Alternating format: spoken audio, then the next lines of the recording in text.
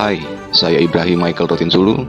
Saat ini saya akan membawakan presentasi tentang sejarah perkembangan hukum perdata internasional untuk memenuhi tugas tengah semester mata kuliah Hukum Perdata Internasional di Fakultas Hukum Universitas Pembangunan Indonesia, Manado.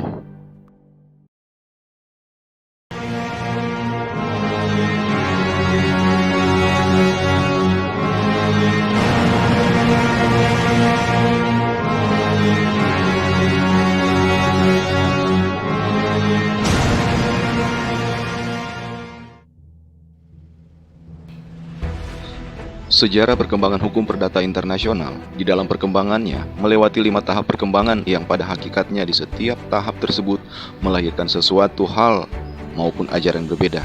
Oleh karena itu akan dijelaskan mengenai sejarah perkembangan HPI dari awal hingga pada puncaknya saat masyarakat mengenal hukum perdata internasional.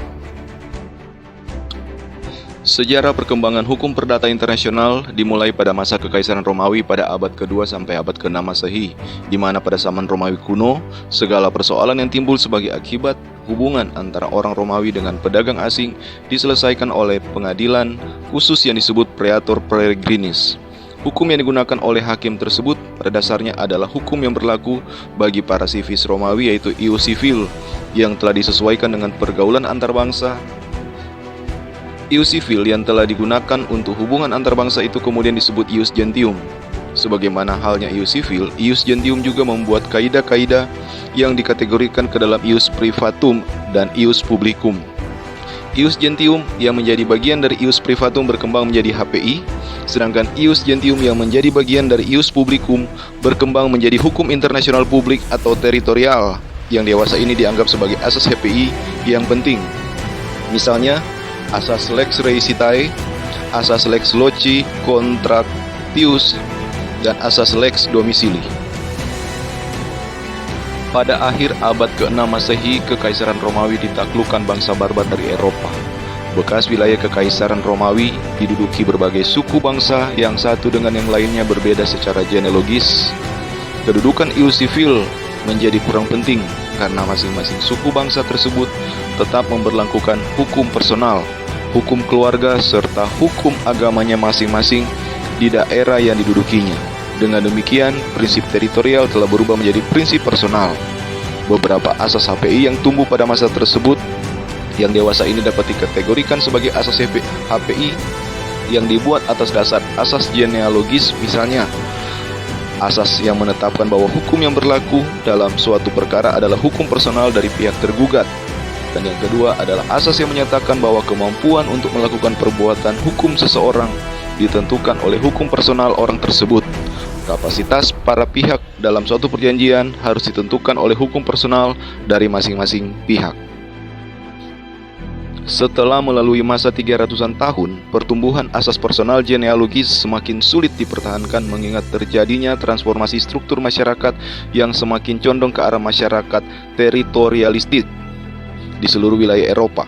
Namun dua kawasan Eropa tumbuh perbedaan yang cukup mencolok dalam proses transformasi yang sama, yaitu yang pertama pertumbuhan di Eropa Utara. Kawasan ini yang berisi antara lain negara Jerman, Prancis, dan Inggris sekarang.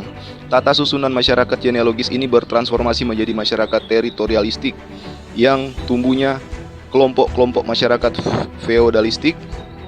Unit-unit masyarakat berada di bawah kekuasaan feodal, cenderung untuk memberlakukan hukum mereka secara eksklusif terhadap siapapun di dalam wilayah teritorial mereka. Tidak ada pengakuan terhadap hak-hak asing, bahkan penguasa setempat dapat mengabaikan atau mencabut hak asing berdasarkan kaidah-kaidah hukum asing. Dalam situasi seperti ini, tidak ada perkembangan HPI yang berarti di kawasan ini sampai dengan abad 16. Sedangkan yang kedua, pertumbuhan di Eropa Selatan bertransformasi dari asas personal genealogis ke asas teritorial. Di kawasan ini berlangsung bersamaan dengan pertumbuhan di pusat-pusat perdagangan, khususnya di Italia. Dasar ikatan antar manusia di sini bukanlah ras atau feodalisme, melainkan tempat tinggal yang sama. Kota-kota perdagangan yang tumbuh di pusat di Italia antara lain di Florence, Pisa, Perugia, Venezia, Milan, Padua, Bologna. Kota-kota tersebut merupakan kota-kota perdagangan yang otonom yang mempunyai batas-batas teritorial sendiri serta sistem hukum lokal sendiri yang berlainan satu sama lain dan berbeda pula dari hukum Romawi dan Lombardi yang berlaku umum di seluruh Italia. Keanekaragaman hukum lokal ditambah dengan tingginya intensitas perdagangan antar kota seringkali menimbulkan masalah tentang pengakuan terhadap hukum dan hak-hak asing di dalam wilayah satu kota. Secara langsung atau tidak langsung, situasi ini mendorong perkembangan hukum perdata internasional.